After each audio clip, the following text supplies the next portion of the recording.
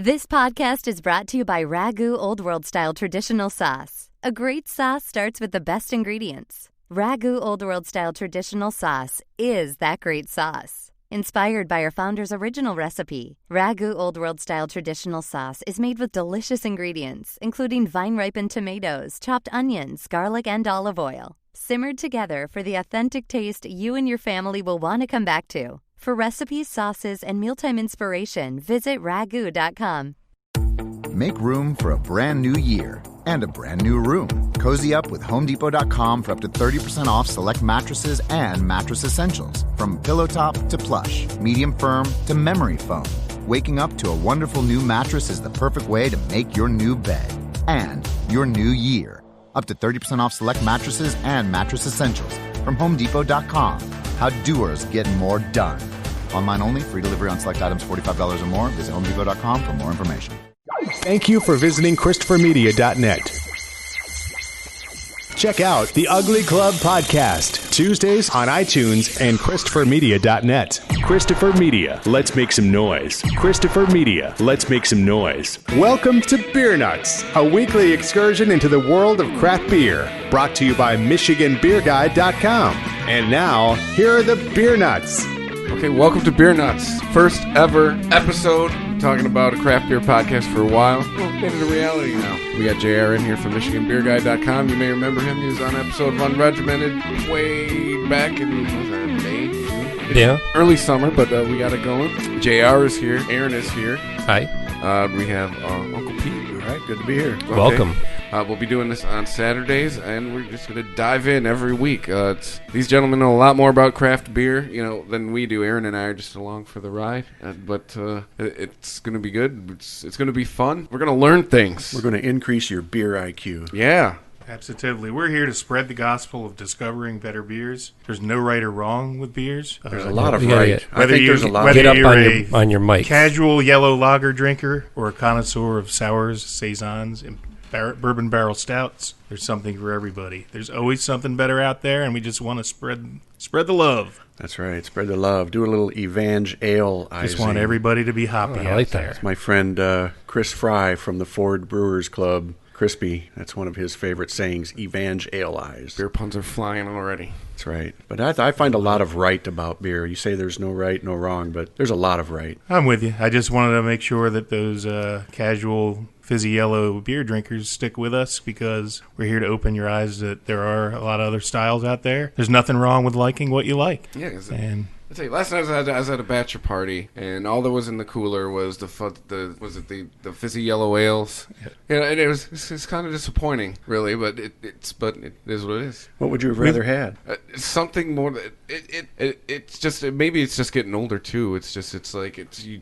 You got to drink so much of that, and it doesn't. It makes you pee a lot or whatever. Yeah. Uncle Pete, we've all been to that. Taste good. We've all been to that venue where it's Bud Light, Miller Lite, Coors Light, and I usually just get a water when that happens. But Not a Zima. You know what? What's good now? I went to the movies recently, and I was at the theater, and I saw the Bud, Miller, Coors, and then I saw Bell's Two Hearted Ale. All right. At the movie theater. Oh, All right. So That makes I was my like heart ready thump. for a double feature, man. That makes my two hearts thump. So we're getting like there, that. and that's one of why my we're here. favorites. We're here to spread that kind of stuff, because the more people that discover there's better beer, the more better beer will be available to the people that like better beer. All right. There's a lot of choices. Yeah, it's worth mentioning right now. JR does run MichiganBeerGuide.com, so you can go check that out. It's updated daily. Oh, I wish so, hourly? but we're gonna have a lot of talk about some homebrew later. There's some homebrewers in the room, and we're gonna post some recipes for people. If you're not into homebrewing, it's still cool to learn how beer is made and how you can. As a homebrewer, the greatest thing is you can brew whatever you want, and somebody else might have a rule that an IPA has to be this. Well, you can do whatever you want, and no one can stop you. Yeah. I mean, I think if you know a home brewer, but you're not a home brewer yourself, you might take a opportunity to go visit while they're brewing, and there's always a good time, right, JR? I mean, we're sharing beers while we're brewing. We need to be inspired. Absolutely. That's half the fun. That's all the fun, really. That is. Yeah, I got a couple cousins in the homebrewing thing, and they love it.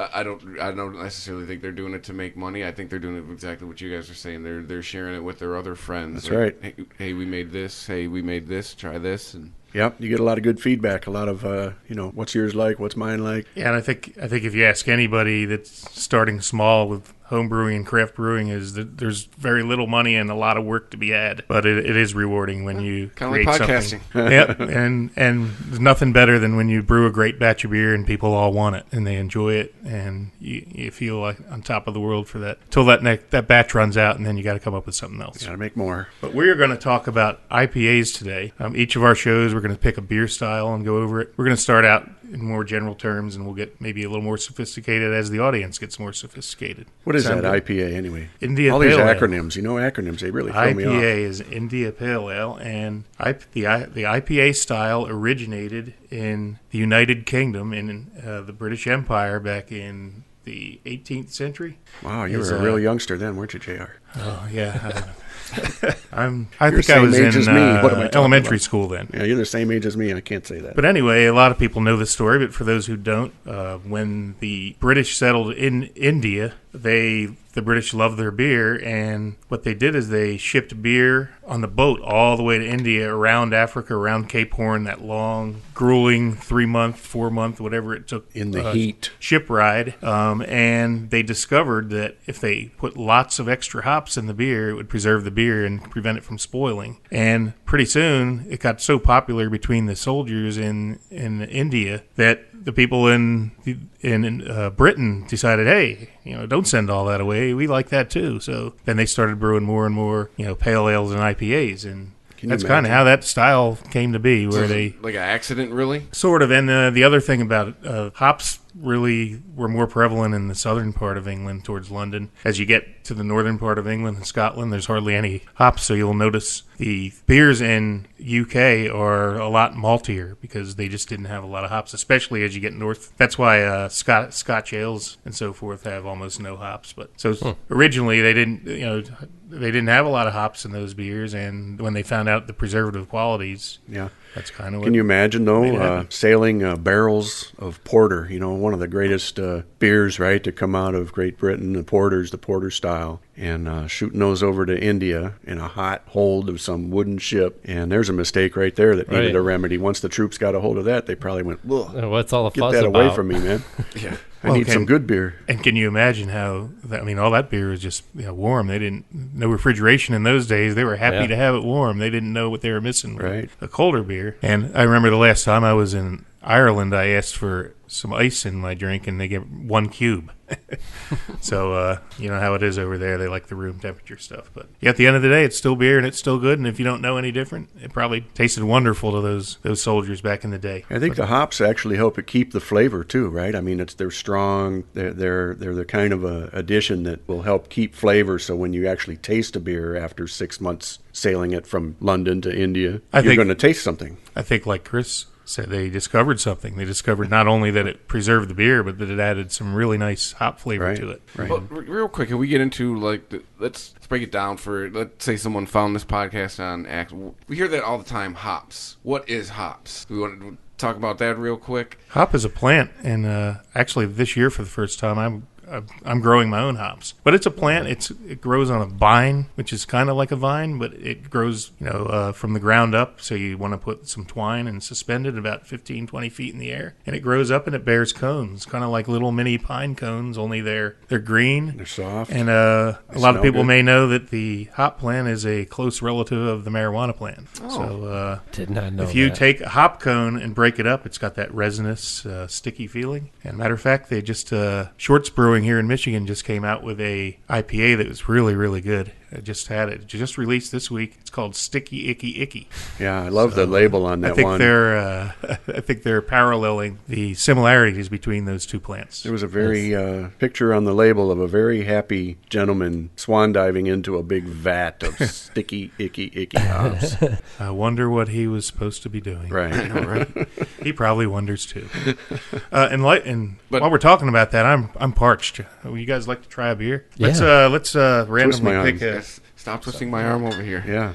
I just pulled one out of the cooler here. We've got a Three Floyds Yum Yum. Three Floyds, yeah. This is really known as an American Session Ale, which is basically a less strong IPA. And what that enables you to do is actually drink a couple of them and not be stumbling over like Yeah. some of the stronger IPAs that get 8-10%, which are really imperial IPAs, which we'll get into later. I think, session IPAs tend to give you decent flavor, right? Without, sacrificing flavor. And it's not as high of alcohol, so you can have a few and they don't weigh you down. So if you ever heard the term session pale ale or session IPA, typically 4 or 5% alcohol, or really it doesn't have, there's no rule there, but, they're the kind of beer you can drink a few of and really enjoy the flavor and they don't weigh you down. And you start getting into the bigger IPAs and that, you tend to get fuller. So we'll start off talking about session IPAs. Another session IPA here in Michigan that's very popular and very good is Founders All Day IPA, which comes in cans. And it's got a picture of a canoe on the label, so it's very good if you're doing outdoor activities and you want to still be able to function and do things, because it's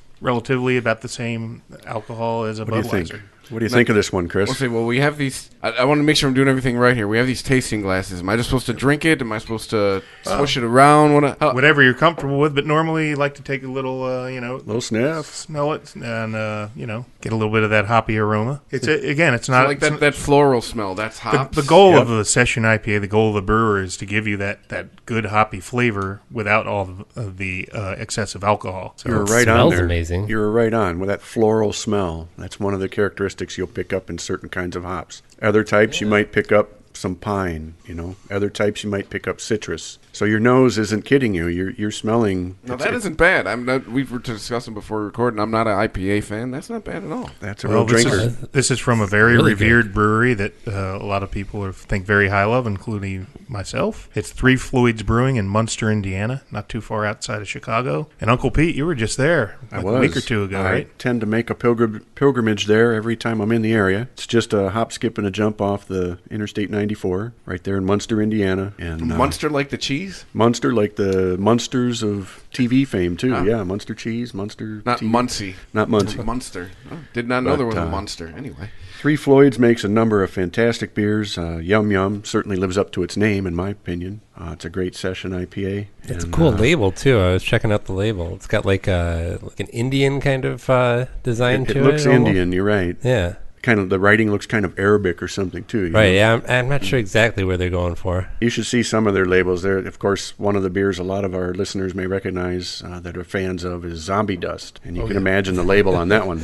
And it's a wonderful beer that everybody treasures. And then, have you been to Dark Lord Day, Uncle Pete? I have not been to Dark Lord Day, but I've heard a lot of big things about it. Is that a brewery? Is that an event? That's at Three Floyds. It's... What time of year did they have it? Oh, gee. It must be in the spring, I think it's in the spring, but it's they released their Imperial Stout Dark Lord, and they have some rare variants that they release extremely limited quantities of, like Vanilla Bean Dark Lord is one that the... Yeah, it's one of those events that I know from people that I know that go there. They tell me they meet people that fly in from all around the world just to pick up this Dark Lord beer. Well, maybe we'll have to go this year, Uncle Pete. I mean, I'm sure they're in the 10 to 20,000 range when they talk about the number of people showing up at this place. Yes, and those are the kind of events where people camp out all night and share bottles, and imagine quite that. An experience. What by fun. Their limit. What fun that would be. So, any other session IPAs that appeal to you? I mean, I know Founders All Day IPA is one of my favorites. Yeah, that's a great one. Good value right now too. I've seen them around for about $15.99 for a 15-pack. And that's what else is really cool that Founders does. They put them in 15 packs because they figure, well, some of our other beers are a little stronger, so you get 3 extra beers because they're not as strong. Right. So good value. 15 beers for about $1 a beer. $16, yeah. I had a Founders Oatmeal Stout not too long ago. It was good. Everything Founders makes is good. I don't think I'm a loser in the bunch. Now, did that have a picture of the,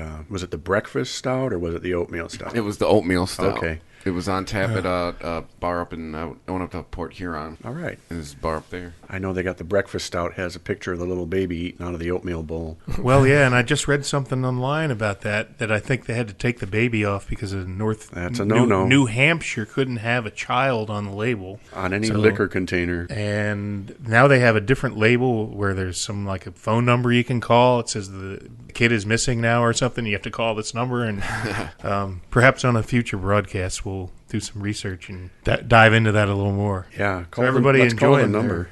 their session here. Everybody done yet? Working on it. Because I am.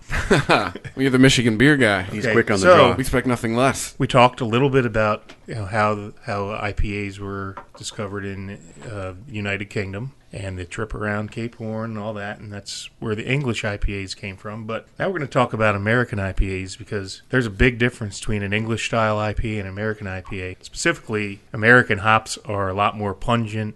Most varieties of American hops are much more pungent and maybe have a stronger aroma and spiciness to them. Right. So now it's just That's how it's grown here. It's just the soil, or again, everything over in the UK, everything's earthy and kind of laid back compared to And the other thing is Americans overdo everything.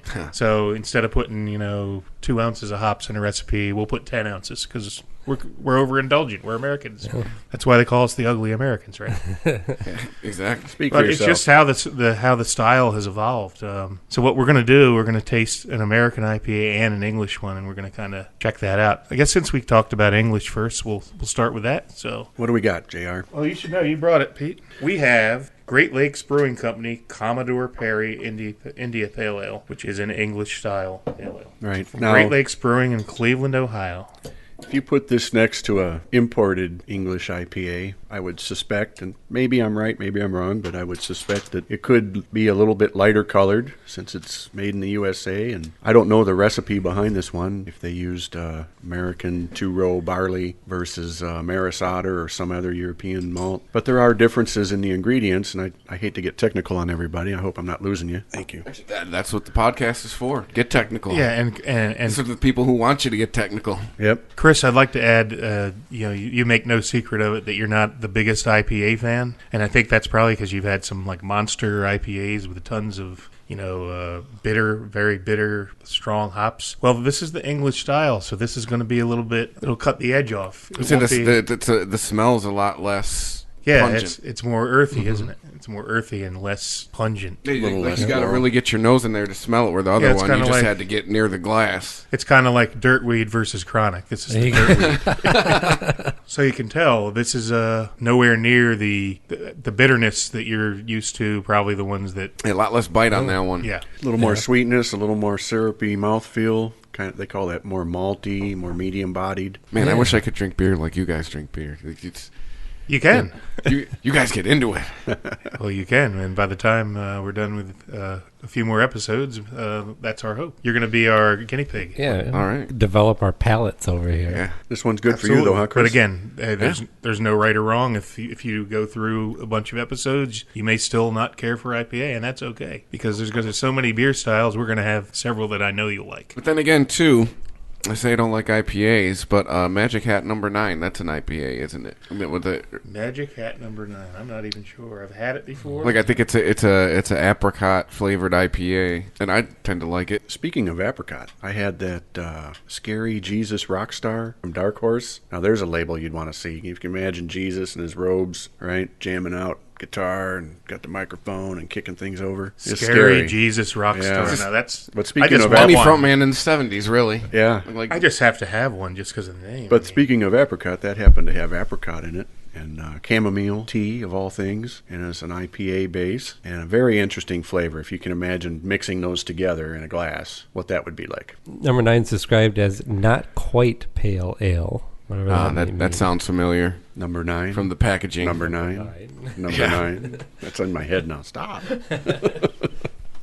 Okay, we learned something about Magic Hat and number 9. That's good. There you go. You know what? I'd rather have that Scary Jesus Rockstar. I should That have brought sounds one. Really good. I got 2 left. The next time I'll bring one. All right, I'm going to hold you to that. I'm on. You're on. Okay. So what do you think, Chris? You as the kind of anti-IPA guy, or I know you really want to like them. But Painted you just- myself in that corner, huh? Now, Yeah. but that's okay. I mean, there's a lot of people out there like you that are intimidated by IPAs because they probably had one monster one. And I didn't hate either of them, but I would if I had to drink a full bottle, I'd take that second one, that English IPA. Okay. Like that? Okay, good. And I can already tell why. It's because the pungent, strong hops probably don't appeal to you because you haven't developed that palate yet. Yet. But we're going to work on you. We'll bring them a Sierra Nevada Pale Ale next time. Oh, yeah. Yeah. Well, we have a few that'll more make the goodies pucker. here. You know, the brewery Sierra Nevada, it's up there quite close to the Emerald Triangle. I don't know if you ever heard of that. What is the Emerald Triangle? Well, let's just say you could get lost in the Emerald Triangle. Pretty happy about it. It's kind of like the Bermuda Triangle. But is it like but seriously, what is the Emerald Triangle? I believe, my limited knowledge, but I believe it is a region in Northern California where some very good marijuana is grown. And there is a triangular shape to this region. And so this is where that emanates from. And so Northern California, your Humboldt counties, Humboldt up in that area, right? All right. I'm pretty sure they grow some pretty good hops there, too. I would think so. Probably growing a lot of things up there. Yeah. So let's go around the room and just say, Pete, what's your favorite all-time IPA you've ever had? I have to go with Sierra Nevada Pale Ale because it was kind of my starter IPA back in 1984. Just got out of college. I moved straight to California. And, I've had some good beers prior to that, but this was a true West Coast IPA, Cascade hops. That was the eye-opener for you. It opened my eyes, and in fact, when I learned to brew in 84 with my older brother Bob, we made a Sierra Nevada Pale Ale clone, and it turned out fantastic. And so I thought, I can buy this beer, I can make this beer, and I love drinking this beer, so that's my go-to beer. If I ever had to go back to anything, it's always Sierra Nevada Pale Ale. How about you, Chris? Do you have one that I know that you're not a biggest fan, but have you had one that you... I said we'll go with that Magic Hat number 9. Okay, all right. Kind of close. Yeah, it's not quite pale ale. I'd have to say that I've always enjoyed the Two-Hearted Ale. Yes. That's an IPA, right? Yeah, I love that. That's a home run. That's a really, That's really good one. got a very good reputation. We are so fortunate here in Michigan that we can just get that in the grocery store and the gas station. Right. I took a trip to Louisiana for my dad's 75th birthday party recently, and I brought some beers. I called a guy that I trade with down in Baton Rouge, where my dad lives. I said, hey, I'm coming down. Anything in particular you'd like me to bring? And I'm thinking it's going to be some kind of small brewery that doesn't distribute far out, like a Shorts or something. And the first thing he says, fresh Two-Hearted Ale. All right. Because probably, I don't believe they have Bells in Louisiana, and if he's been able to get any, I'm sure it wasn't fresh. And man, there's nothing like it. It's almost got like that perfumey, hoppy, really glorious Very good smell and taste. Comes in a pint can with a picture of a trout on the front. Did you know the Two-Hearted River in the Upper Peninsula, I believe, is what that's named after? I did not know that. that. That's a trout river, and for all you Yoopers out there, if you recognize this language, there's the Two-Hearted River. It's about halfway between Whitefish Point and Grand Marais on the north shore of on the north shore of the UP, right along Lake Superior. So I'm going to go on a pilgrimage next weekend after Labor Day, and I'm going to find the Two-Hearted River, and I'm going to find a sign and have my Two-Hearted beer in my hand. Pour a little out. And there'll be a selfie on the way very shortly. You send me that. That'll be your icon. My cover. On the MichiganBeerGuy.com. That'll be put your bio on there. All right, my new moniker. I never had it in a can before. I've only ever seen it in bottles. Do you think there's a big difference in the taste? We covered this in the first podcast that I joined you guys for on Unregimented, but there's probably a different audience, so I'll cover that again. Great topic. Cans are actually probably the ultimate delivery package for beer, because the worst enemy of beer is light and extreme temperatures, and nothing blocks light better than a can. Would you not agree, Pete? Absolutely agree. So I think the technology is there to keep it fresh, keep it sealed, keep it under pressure, keep it away from light, everything you need to keep your beer just right. And not affect the taste. And affect the taste. When Uncle Pete goes up into, to the Two-Hearted River, it's a lot easier to grab a few cans than it is, to lug heavy bottles with you. Sure. And then, the environment, it's just a real win-win. And we also talked about Michigan Mobile Canning. There's a company up here that goes around to... They make it possible for smaller breweries that do not have the capability to purchase a bottling line, where they can come in and can batches and enable these breweries to offer their packaged goods throughout the state of Michigan. That's fantastic. And I know that they have these in other areas too. But what an idea. And so I think cans are the wave of the future. It goes with everything. It's more green. It preserves the beer. It's lighter. Nothing like that sound when you pull the top. What happened when... we talked about this on the episode. It's number on that episode of Unregimented as well. When we were younger, it was all about we don't want beer and were people who were, when first drinking beer, the elder statesmen who were teaching us how to drink. You don't want beer in a can. It tastes like the can. What has changed since then? I'm sure the technology's better. You don't taste metallic. There's like a lining in the can. Yeah, they're lined. So it absolutely does not impart any flavor into the beer. I would actually give me a Two-Hearted. I would rather have a can. Maybe we'll have to do a little research on the science. We could do that. Of the That would be a can. future pilot project. I'll We'll get taste it in both. I'll get my friend that works for Ball out in Denver. They make cans, We could have a can versus bottle episode. and he'll let me know everything And, we need to know about making cans. We know our buddy Nathan Peck, who used to brew for Tapestry. Since then, he has gone to work for Michigan Mobile Canning. that right? So maybe we can give him a jingle and have him Skype into the show and talk to us about all this and tell us what the features and benefits are of his service. And nothing wrong with pimping him. I He's can a great tell you guy one and thing. he's I've a great had brewer. I've had more than one bottle where it didn't have a tight cap on it, right? But how many cans have you had that leaked out of the top of the can? Never. So I guess I'm the only one that didn't say what my favorite IPA is. hey, And, it's your turn. I did spend 8 years in Las Vegas, and while I was on the West Coast, I fell in love with a brewery called Stone Brewing. Oh yeah.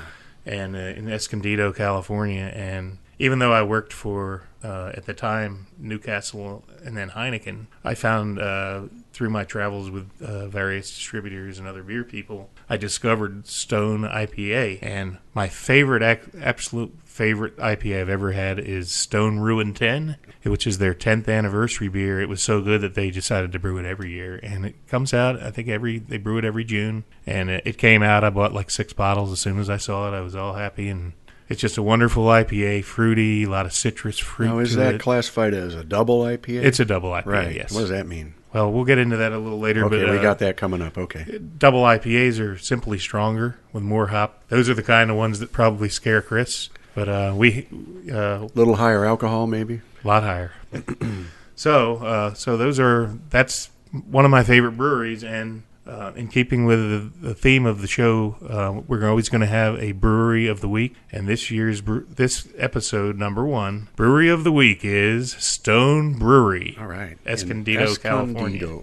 Like saying that. So as I said, the 10th anniversary beer that I love so much is Stone Ruin 10, which is a double IPA. But just last week, Stone is celebrating their 19th anniversary, and to commemorate their 19th anniversary... Let me guess. Ruin 19? Ruin 19. No, not right. No. 10 was at the 10th anniversary, right? Ruin 10. And then we also have Stone Ruination, which is always available. Ruination. Yeah, it's a good one. Ruination. Oh, and you got Arrogant Bastard. Arrogant right? Bastard. I hate to say that on the air. Is that allowed? No, for sure. We're good. Okay. Another one of my favorites. I'm going to say it again. An Arrogant Bastard. Yeah. Boing. You know what? My fantasy football team is named the Arrogant Bastards. Are they? Yes. That's a women's One team, of isn't them. it? Huh? And the brewery of the week, Stone Brewing, 19th anniversary beer is here in our studio tonight. All right. Oh. What's it called, John? We're just dying to know. Need a drum roll. Can you cue up some AC/DC Thunderstruck, please? Oh, for sure. I think that's a He's giveaway. doing the music over there. Bomb, bomb, Thunderstruck. Yeah, I like Oh, the that's a sounds of big that. bottle. Holy crap. That's a big bottle, and it's got big flavor and big hops. Is that a 22-ounce bottle? Yes, it is. That's called a bomber.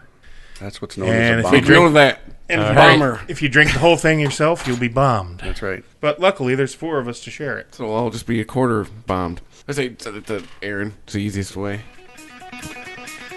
So I introduce you in this corner, in the brown bottle, weighing in at 22 ounces. Stone Brewery's 19th anniversary beer, Thunderstruck. Nice. I'm hearing the thunderclaps now. Great Ooh. label, too. It's got the Man. That's good. That's the Arrogant Bastard guy. I that's the think. Arrogant Bastard guy, the winged Okay, so we've talked evil about thing. American IPA and English All right, IPA. this one kind of. You're not gonna believe This one it. scares me. Yeah. Yeah. Oh yeah, it's out there. This is actually brewed with Australian hops. Aussie. The brewer decided to Right. go Australian with this, and there's also Australian malt in it. That's right, mate. So I believe it's 10.5% alcohol. That's hoppy like an Australian kangaroo. And Australian Fairview is the base malt in this. So what's everybody think? Chris, I'll go with you first. Is this like the beer that you fear? Yes. Yeah, I'm a poet and didn't know it. That's the beer he fears. Yeah. Well, actually, I don't say I fear, but I definitely don't know how I feel about that one. It's danky. I'm conflicted. It is dank. Danky Because and resinous. It's still beer. Yeah. It's not. Don't get me wrong. I mean, if that was a sample at the doctor, they'd tell me to drink more water. I'm a big fan of it. Galaxy hops are a big Australian hop that I enjoy. There's just a lot going on in this thing. Topaz. Very pungent. Galaxy. Got quite a bite. You know what? I'm going to go with what you said. There's a lot going on with this. There's Yeah, a lot It's busy. going on. It's a busy beer. Complex flavor. But I give you credit. You're being a trooper. Chug it. That's it. When in Get doubt, it just over chug with. it. That way it's on. But I prefer to sip mine. Yeah. I really enjoy this, and I think a lot of people that listening to our podcast will too. If they Sure. check it out. I'm sure you're going to find a little bit of pineapple and grapefruit rind on their tongue. That's what I'm getting. Really kind of a fuzzy, kind of a bitterness, acidic, kind of acidic. You know, those hops, there's more than one hop in this one, right, John? It's got Galaxy and some other stuff in it. Yeah. Topaz and Ella and Vic Secret. So it's got 4 different hops in it that are going to give it different flavors, different aromas. And it gets a little complex, Chris. You're right. There's a lot going on. But if you give your tongue and your nose a chance to think about it for a while, you might pick out some of those nuances, man. So I'm getting pineapple. I'm getting a little grapefruit. You know, I hear you on the pineapple. Definitely tropical fruit, and maybe a little like lemon or orange rind. Yeah. Some Like kind of a little rind. zest. Yeah. It's fantastic, though. I'm being pretty quiet because I'm just You're continuing enjoying to it. sip Yeah, after you're sip. drinking It's very enjoyable to No, me. it sure is. But you know what, Chris, I got to tell you, about 2 years ago, I was just like you. All I wanted was stouts and porters and bourbon barrel stuff, and I had a few, like brown ales were okay for me. And but I was afraid, kind of. I'm not afraid, but just really wasn't into the hoppy stuff. It was like, oh, get that away from me. But what I try to do to this day, there's still a lot of beer styles that turn me off that I'm not into, but I try everything. Because if you continue to try, I mean, sour is a perfect example. Yep. The first sour I had tasted like vomit. I wanted to spit it out. Socks tasted like But you tube know socks what? or something. If you try enough of them, eventually You one's learn to not so like bad, vomit. and then you find another one that's not bad, and then you can even go back to that one that tasted so horrible a couple of years later, and it's not so bad. We're here to convince you to like vomit. Honestly, All it's right. kind of like riding a bike. You fall down a few times, but if you keep trying, it'll come to you. Right. Yeah. You got to train your palate to enjoy stuff. That's what I like about these beer festivals. I've gone to several of them, JR. I know you have too. And I got one coming up. I'm going up here in the UP. Like I said, I'm going to pick up the Two-Hearted River. But just beyond that in Marquette, about a week and a half from now on Saturday, there's the UP Beer Fest. It's one of those places where you can go and just try. There's hundreds and hundreds and hundreds of different beers. And so you can experiment. I'm listening. Yeah, you need to go. There was one here in Ypsilanti this summer. What'd they have, Yep. John? They had 900 beers. 932 beers. I think. Some crazy number, right? So Oh yeah, there was like 100 breweries and 900 beers available. you'd never get to them all, but you'd sure die trying. And you get little 3-ounce samples, so if you try something you don't like it, you just Give it a pitch. give it a pitch Give it and to go your to friend. the next one. Yeah, but no, that's what I love about those is you can go after and maybe you got something on your mind you'd like to try. It's there, and if you're out there listening and you haven't been to one, go try one. Be a good investment and great way to spend a day with a couple of friends. And there's so many great beers there, you don't even have to have any IPAs if you don't want to. Right. Yeah. You could go and have all imperial stouts and be falling over. Well, Yeah. Okay, Thunderstruck, awesome stuff, man. Very intense. It's Yeah. got and it lingers, man. It's like I haven't had a sip here for about 3 minutes, and boom, Yeah, it's it's still there. A lot of aftertaste on the tongue still. Yeah, that makes it great. Like some of the beers you want to savor. This is one of those ones you don't have to chug a lug it down. You Right. can just sit on it for a while. They're Good better. sipper. They're better colder IPAs. I'll grant that, but they do open up and change character a little bit as you let them warm, just like stouts and other beers. Try that out. So let's move on to the segment of the show called What's Brewing. And that's our segment that we talk about home brewing and home brewers. And it's okay if you don't brew beer, because if you don't, find somebody that does and drink their beer for free. there you go. Because they're usually more than happy to share what they've brewed. That's how I've made most of my friends. So, Pete, what do you got brewing these days? Well, I don't have anything new. I did a few in the spring. I did a Bell's Two-Hearted Clone, which is an IPA. We talked about Two-Hearted, and I tried to make a replica of it. Mm-hmm. And so, there's numerous sources out there for finding recipes and sharing notes with other homebrewers that have tried to make, beers that they can buy off the shelf at the store. And so I tried this Bell's Two Hearted. In fact, this is probably my 4th try at it. And they're all different. I try to nail it down, but I'm too much of an experimental type, and I'm always kind of, okay, I want to change the hops a little bit and put, different times and different temperatures and durations on things, and every one comes out different. They're all good, but I'm going after the grail, right, the holy grail, and I still haven't really captured the essence of that Two-Hearted. When I put them side by side, I get the color, I get the carbonation, they're about equal. I get some good aromas that are pretty similar, but when I put it in my mouth and taste it, I'm like, oh, it's just still off. So I'm going to keep working at it, and I'm going to get it. Well, that's why a lot of breweries are more than happy to share their recipes, and some of them will come out and tell you even quantities. Other ones will just tell you what ingredients they use. Because the recipe's fine, but the brewer... Each brewer has their own personal touch. So is it fair to say there's a lot of nuance in home brewing? Yeah, I think the greatest thing about home brewing is like what Pete said. You can, I was doing an I.P.A. that I brewed. My last batch just ran out. I called it Muddy Waters because I forgot to put a fining agent at the end, which makes the beer clearer. So it came out cloudy. But the flavor was great. It was a Cigar City High Lie is the name of the beer that I cloned. And I was doing the recipe, and I went to the homebrew store, and they didn't have Autumn hops. So I'm like, Autumn hops, and I was talking to one of the guys at the store, and one of my favorite hops is Amarillo hops, and there's a lot of orange and citrusy, and that's very characteristics of that High Lie beer. Yep. So I just, we'll substitute Amarillo hops for that. And then I came up with another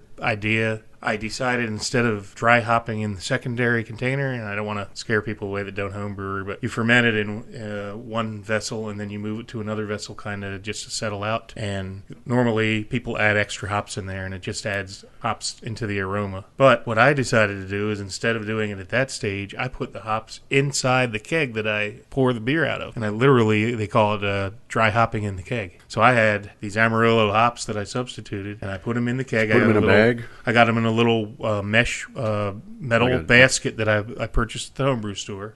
It's just for that reason. And then I took dental floss and suspended it from the lid of the keg so it would hang about halfway in. And a lot of people say, oh, well, if you leave it in there too long, it'll get too grassy and too hoppy because it's been in too long. A lot of people say that, but I have yet to experience that. Well, you drink your keg so fast probably. You didn't have a chance. I wish. I'm usually the only one, so they usually last a long time. But when I invite you over, then it goes a lot quicker. Well, it came out a little cloudy, but the flavor didn't suffer. The flavor was fantastic, and there was no problems with that grassy. And the other thing is when you put it halfway down, once the keg's halfway done, then it's out of the liquid anyway. Right. So that was another thing. You try different things like that, and it could have been real grassy, and I'm like, I'll never do that again. But I tried it, and it worked. Mm-hmm. So that's the kind of stuff you do. And then that beer tasted way different than the High Lie. That you come up with these clone recipes that you're trying to emulate somebody else's beer. I can't emulate a beer that Cigar City, one of the iconic brewers of Florida, can produce. But what you end up with is you end up making some good beer anyway. I made some really good beer, and it was more unique, and it was more mine. Happens to me all the time. I love that. It's your version. It's mine. Exactly. You learn something, right? And that was one of those ones that did go pretty fast because once people tasted it, they're like, "Hey, can I get a growler of that from you?" And that's what we do. We share. Sharing is caring. That's what we say in the craft beer world. I use an application to track my recipes. It's called Beersmith. I mean, maybe you do too, John. A lot of us do. So you can plug in all your ingredients and put in your temperatures of your water and the times and everything that you hold temperature at different temperatures. But the nice thing about that is now you have a running record of all of your variables, I like to call them. And if you want to change them the next time, you can change them. Or if you want to do it the same, you can do it the same. So yeah, along those lines, I remember about the third batch I ever brewed. I brewed this Imperial Stout. And this thing was phenomenal. It was everything I wanted it to be and then some. But I didn't take notes. Oh, no. So, I had a recipe and I did stuff, but I remembered a few things went wrong. And you have to document everything you do. That was going to be... You get one of these great beers and then I had no way to replicate it. That was going to be another question I had for you Uncle guys. Pete needs a refill. When you homebrew, I mean, do you just take notes just in case? So that if this batch comes out perfect, you now have the blueprint for... That's right. The batch that came out. That's the great worth its thing weight in about gold. Beersmith is Beersmith, you enter all your ingredients and everything you want to do with your recipe, and they actually you can print out everything Right. you're supposed to do, and it even has little, so you can measure your gravities, and it tells you step by step what to do, when to measure this, when to measure that, and then you can compute how much alcohol is in your batch, and how it's really a invaluable tool. We're gonna publish a few of these recipes. In fact, I printed the PDF. A couple of my recipes right out of Beersmith. Absolutely. JR, I think you're going to add a couple, and we're going to post them up online, and everybody can take a look. Every episode of Beer Nuts, we are going to take 2 or 3 recipes of that style that people in my circle brew. And I also may get some... Stone Brewing actually has shared recipes openly. Oh, wow. And so I think it would be cool, since they're our brewery of the week, to take a couple of those, and we'll publish those on the website too. So these will be on MichiganBeerGuy.com? MichiganBeerGuy.com, and we'll have a little home brewing section. It's called What's Brewing. All right. Same as our segment of our show. We can follow you on Twitter too at Michigan Beer Guy. Michigan Beer Guy, yes. All right. So I'm going to have some Another more of this Australian Thunderstruck 19th anniversary. Now, I also, on the subject of the 19th anniversary, they've already announced a year ahead of time for the 20th anniversary that they're going to do something really big at Stone and have, I think it's going to be a series of beers introduced throughout the year. But I've already got like a little tickler, like, hey, be on the lookout. Yeah, kind of like Bell's did the Planet series. Remember that? Yeah, they did a beer named after each of the planets. Oh, nice. That was pretty cool, and they were all different styles, different flavors. Some of them were good, some of them were not so good. Yeah. But Saturn was really good. Neptune was really good. Mars was good. Got to ask the magic question. How was Uranus? Call in now. What's the number? Call Man in. is rim shot. The phones are lighting up. Appropriately, Uranus was a black IPA. Wasn't a brown ale, huh? Okay. Bada bing. Sorry, I had to ask. Everybody has to go there once in a while. Actually, Jupiter was a brown ale. But isn't Jupiter pretty close to Uranus? Okay. I think we milked that one out pretty good. But yeah, no, that's great, John. They're going to come up with a whole series of beers throughout the year for the 20th. I'm on their mailing list, and I got some kind of a hint. They didn't reveal anything. It's kind of like a stay tuned, a little tickler to get you interested. I've heard, talking about mailing lists, I've heard of this thing called beer mail. You want to expand on that a little bit? Beer mail. Beer mail. I like beer mail. I'm not sure I know what beer mail is. Well, I know a lot of us trade beers. In fact, we live near each other, so we go to each other's house and we'll trade beers with each other. But there's a lot of people that don't live by each other, so they have to trade. Beer mail. Beer mail is one of the greatest things ever. I don't know how I missed that. Yeah, I don't get a lot of beer mail, but I think I know somebody that does. Well, I got some beer mail last week. You did. And you know what was in my beer mail? The Quad Father. The Quad Father. I love that. I have I'm going to make you an offer you can't. Beer mail is when you have a trading partner in another area of the country that sends you beers that you have no access to. So it opens you up to... Okay. So my trading partner happens to be in Pittsburgh, which isn't too far. The good thing about that is it's a one-day shipping. So he can send me something today and I have it tomorrow. So there's no distribution here, and you can call them and say, hey, what do you got down there? Send it to me. Absolutely. And then they want something back, probably. Yeah. Is that how it works? Yep. Well, the lingo in the beer trading world is dollar for dollar, $4, and usually, basically, you want to try to, if this costs this and this costs this, let's just make it so it's generally even within a couple of bucks. Oh, I see. Okay, so But, not quantity necessarily. We're all beer but, people, but so dollar. no, not okay. quantity. It's just it's similar value. If I spend $30 on your beer, I want you to spend $30 on my beer. I'll send you 2 15 packs. I have had packages with 2 or 3 bottles. I've had packages with 40 pound boxes. Wow. And one of the greatest things with beer traders is there is also clubs you can get in, or little groups called Beer It Forwards. And a Beer It Forward is when it's like doing a good deed. You do something nice. Somebody sends you some beer, and then you send somebody else some beer. Oh, isn't that nice? I like that. One of the ones we did, there's a group called Beer Swappers, and there's a Facebook group that I'm a member of, and it's pretty big now, so they probably don't want a lot of publicity. But I have to tell you, they when they got their 1,000th member on Facebook, the guy that runs the site decided to give away 1,000 ounces of beer. Wow. That's so how do you do that? You get 8 guys to agree to Beer It Forward 125 ounces, nothing expected in return. They're just out of the goodness of their heart, because we're part of this group that does nice things like that. And there was 246 people registered out of the 1,000 to be a part of it was just a sweepstakes, a random drawing. And the guy went on random.org and drew a number, and lo and behold. Who was it? Drum roll, please. Dun, dun, dun, dun, dun. JR. What a guy. No drum roll. Michigan beer guy. Yes. Yeah, it was you, man. You got so lucky. Actually, I hit the lottery, and I was on a vacation with my family, and I got like a text, and I didn't even get it till like the next day. I got my text was blowing up. Hey, you gonna share that beer with me? That's 83.3 12-ounce beers.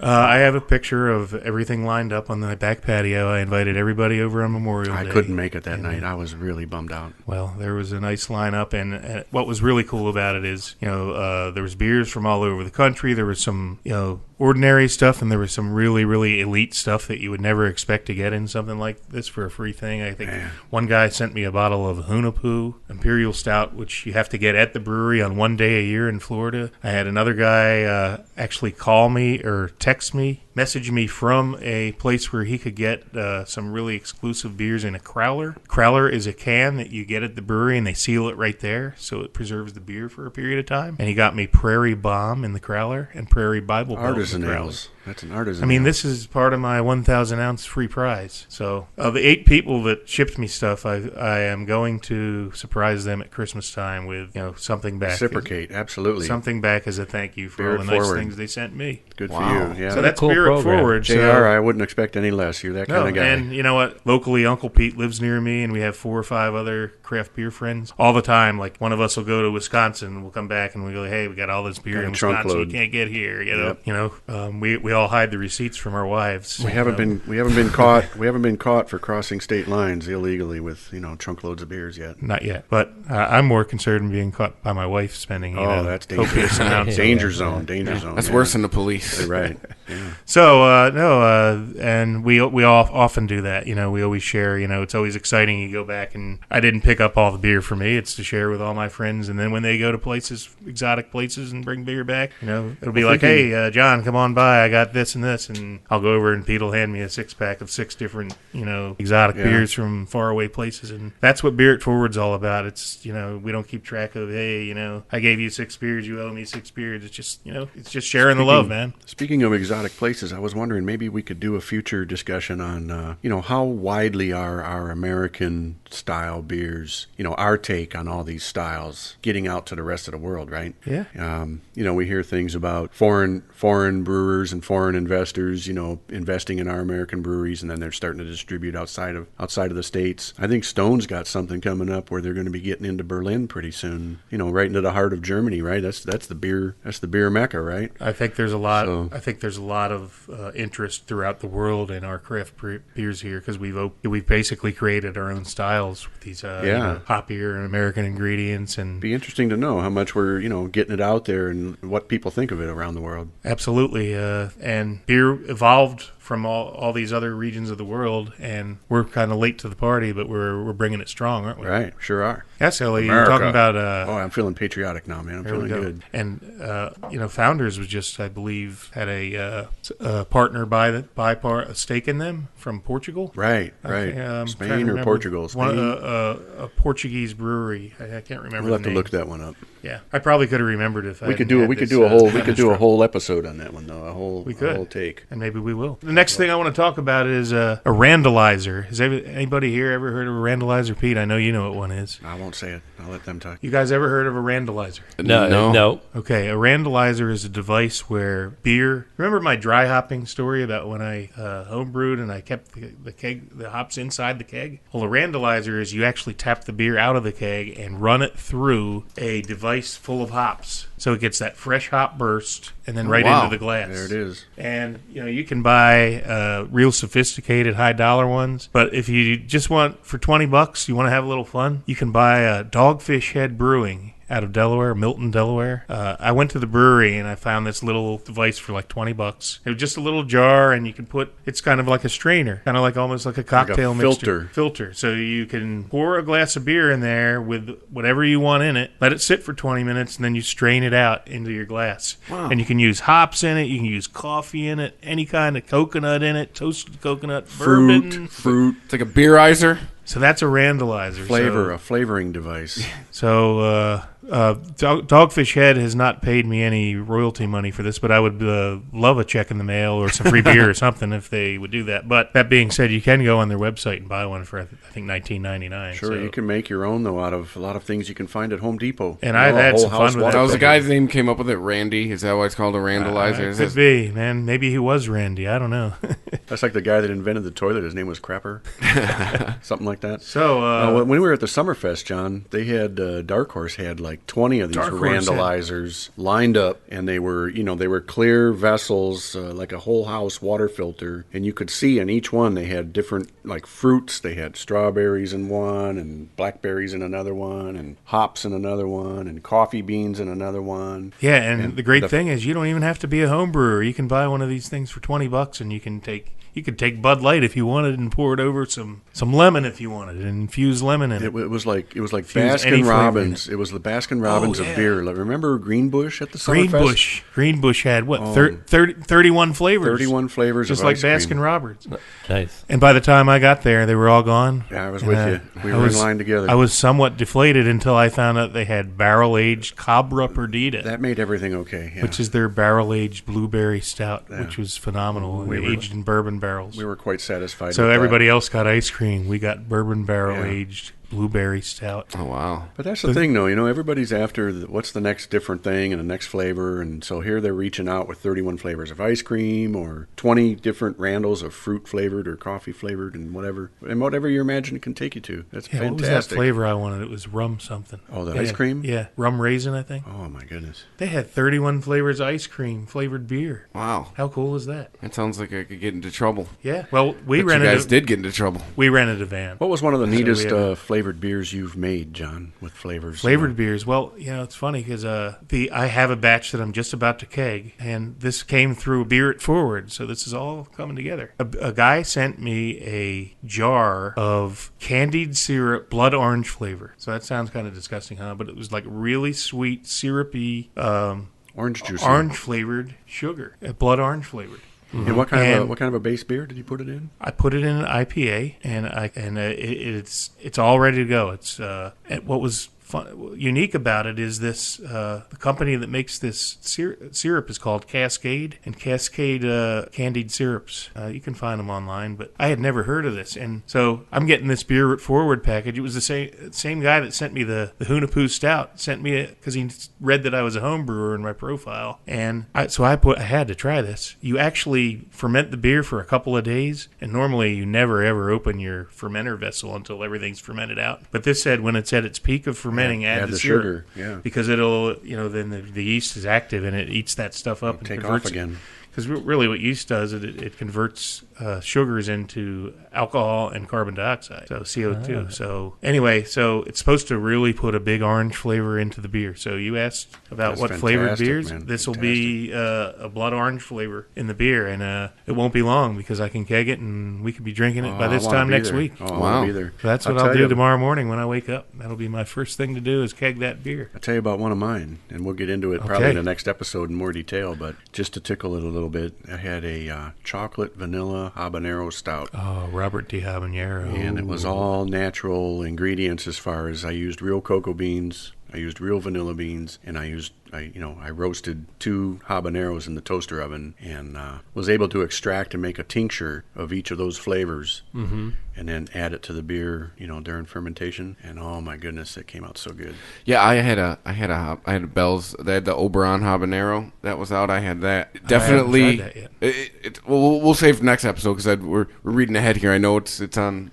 We got a habanero on tap for next episode. No, it was not what I expected. It was good. You see habanero on beer and you're thinking, okay, how's this gonna go? And it's not spicy. It bites and it doesn't bite until it gets at least in your throat. It's the very end of the finish. Yeah, and that's what habaneros are. They like lurk in the background until everything else is gone, and then they go in there. It's that creeper. But I got to give Pete credit because Pete said that he experimented with just the right amounts. He's tried, so many. He'd put a few drops in, try it, put a few drops, and he found out exactly the right amount. That's the hardest part because you put too much in, it's going to be too. Nobody will like it. Nobody's going to. I won't. Nobody except me will like it. Yeah, you like the hotter stuff. I love them. There was 2 beers that are featured brewery today, Stone, produced called Crime and Punishment. Oh, my goodness. Crime was really hot. Punishment was like the ghost pepper of beers. Oh, wow. I'm not saying there were ghost peppers in it because I don't think there were, but They were hot. They were it really was hot. brutally hot. It was like, and I went to Crispy's one time for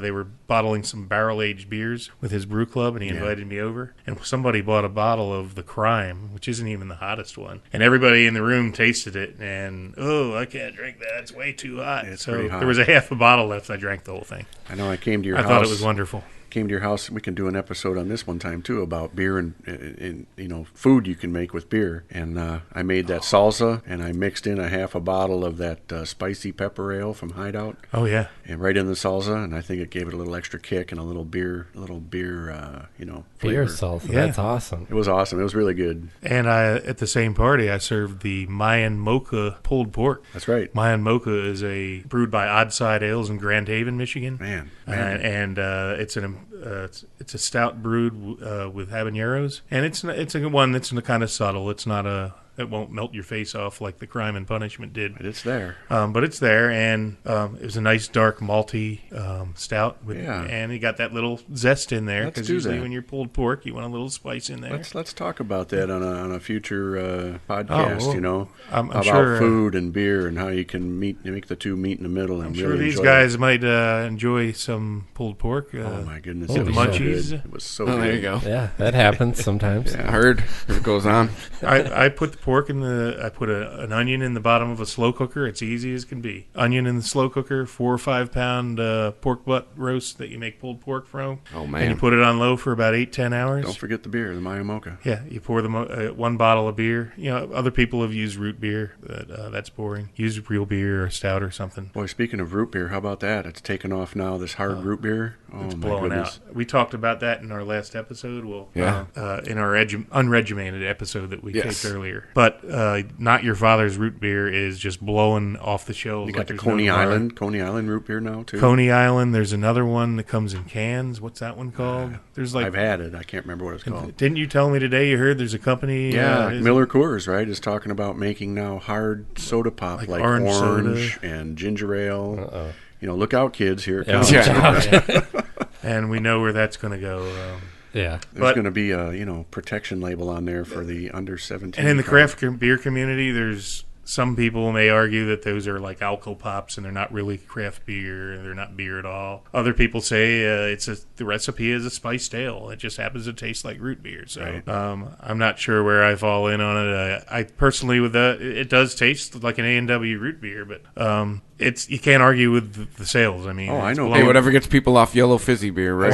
one of the shops I shop at regularly had a sign up last time I went in, and it's like, sorry, we do not have any adult root beer. Yeah. We don't have Not Your Father's root beer. We don't have this one. We don't have that one. Oh, I Coney know. I Island. know people that bought that stuff and they actually put ice cream in it, just like Oh like yeah, a float. floats. Oh, a lot of people all And day long. even, there's even people that taken stouts and put ice cream in it and made floats. Hey, there's nothing a lot of wrong with creative that. minds out there. They want to do anything and everything with beer. Absolutely. I don't know how good idea that would be. Ice should cream try it. Float? Let's Oh, no, try I it. mean, I mean that rhetorically. No, I'm sure it would be delicious and awesome. Right. Oh, yeah. Not Yeah. a long-term I'll good put it idea. this way. I'll Yes. tell you, one of my favorite things is birthday cake with a beer. And my wife doesn't know how. Really? Whenever there's a birthday party, like when the kids were younger, we would have their birthday cake. I always drank a beer with my birthday cake. Mm-hmm. I loved it. I don't know, it's the sweet and the bitter. It's just like this battle for my taste buds. I got to have it. Awesome. I like beer with tacos myself. There isn't a frosting flavored beer, is there? Any frosting flavored beers? Not yet. Not But yet. we're home brewers. We could always come. There you up go. with Yeah. We could do anything. I've tasted beer that tasted like Cinnamon Toast Crunch cereal. Oh yeah, remember Coonan Brewing, one of my favorite local breweries here in Warren, Michigan. Every St. Patrick's Day they have Breakfast of Champions on St. Patrick's Day, and I went for the first time this year. It was phenomenal. They had a Lucky Charms lager, they had a Cinnamon Toast Crunch, I believe. They had like 4 or 5 all. A blueberry pancake beer was my favorite. I had a cinnamon horchata ale not too long ago, and it was the first thing I've ever tasted where the cinnamon actually tasted like first cinnamon. We all know the fake cinnamon taste. It tastes like medicine. This was the first actual beer or anything I had where the cinnamon taste actually tasted like real cinnamon. It was pretty good. good. Do you remember what it was? It was a line of Kugels, Oh, okay. but yeah, it was cinnamon horchata. I'll tell you one. Because John. the brewery makes one. Oh, yeah. That horchata one. I'll tell you, speaking of cinnamon, that No Rules from Perrin, the Oh, my Vietnamese gosh. porter, it's got a a touch of cinnamon in there. We discovered this beer at that Ypsilanti Beer Festival. Unbelievable. Perrin is a small brewery in Grand Rapids, Michigan. It's a nice little brewery, but nothing real big. All of a sudden, out of nowhere, this No Rules came. Right. It's great. I mean, I think it's inspired by the Big Lebowski, because you look at the label and it's got this guy that looks like John Goodman, Walter. Yeah, it looks like Walter. And I think there was a part of that movie that talked about, bowling and going by the rules. How's that go, Chris? You remember that part? I could probably bring it up for you. I could probably bring up the scene.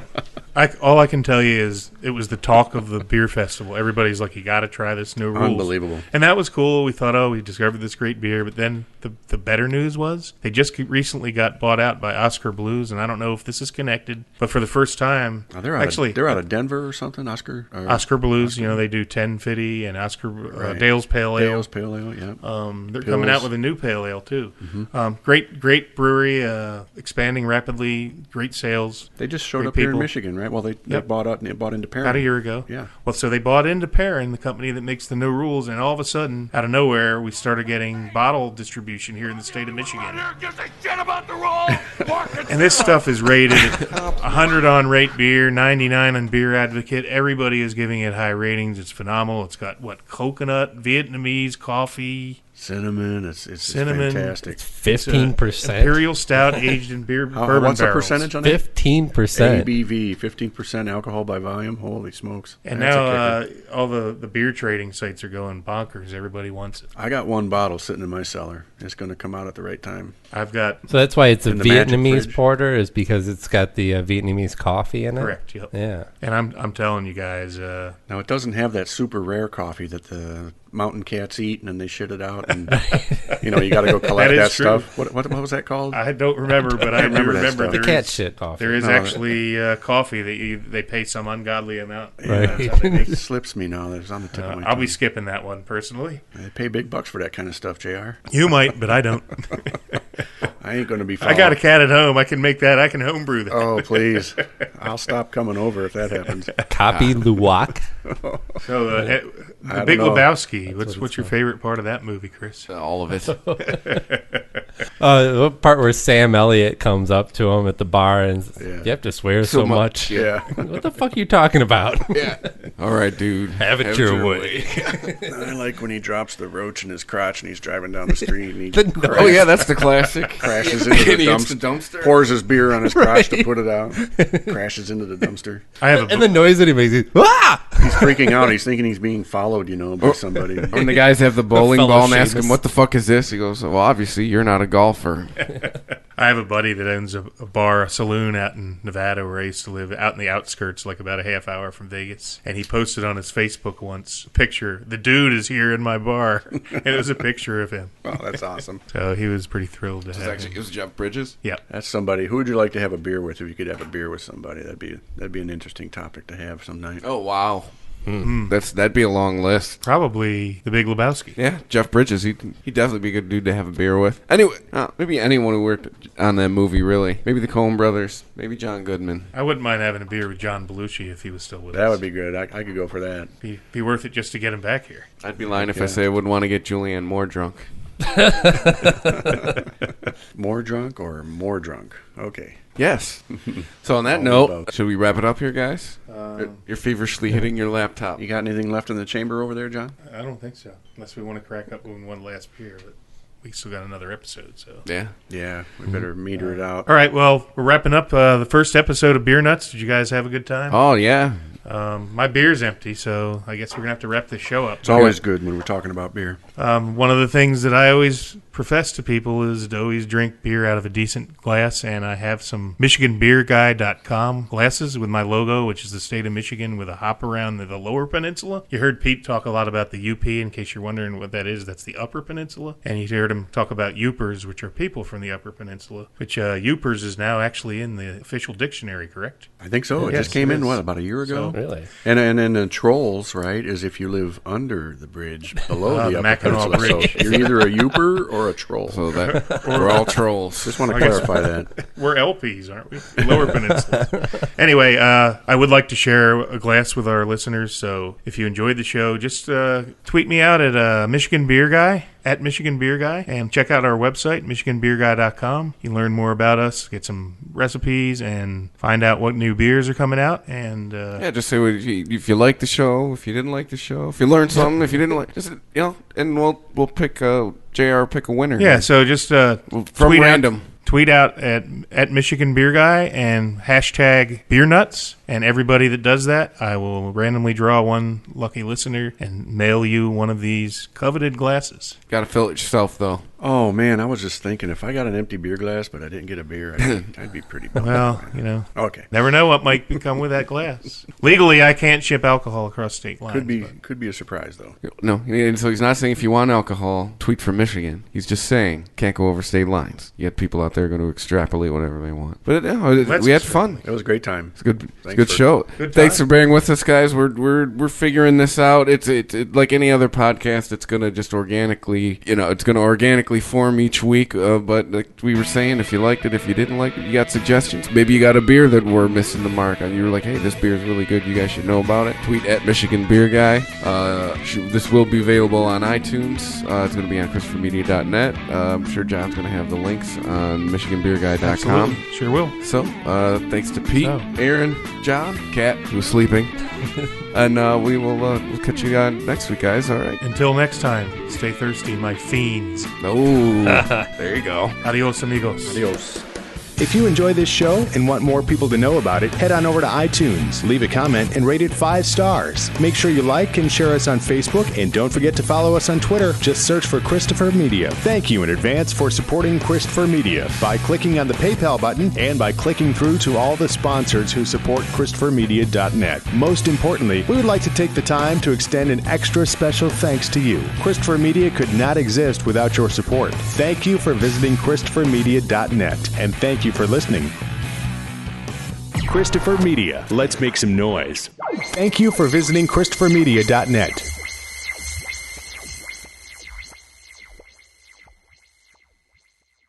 New Extra Charge Hot and Iced Coffee from Dunkin' is made with 20% extra caffeine from green coffee extract, because we could all use a little extra this year.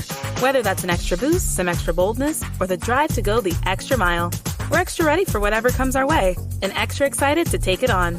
Let's get it done with a medium extra charged coffee from Dunkin' for $2 with 20% more caffeine. And pair it with snackable stuffed bagel minis for an added all-day boost. Order ahead on the Dunkin' app. America runs on Dunkin'. Participation may vary. Limited time offer. Me, but also you. The Pharaoh fast forwards his favorite foreign film, Powder Donut.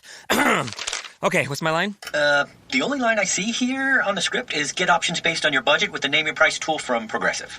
Oh man, that's a tongue twister, huh? I'm sorry, I'm gonna need a few more minutes. Bulbous Walrus, the Bulbous Walrus. The Name Your Price tool.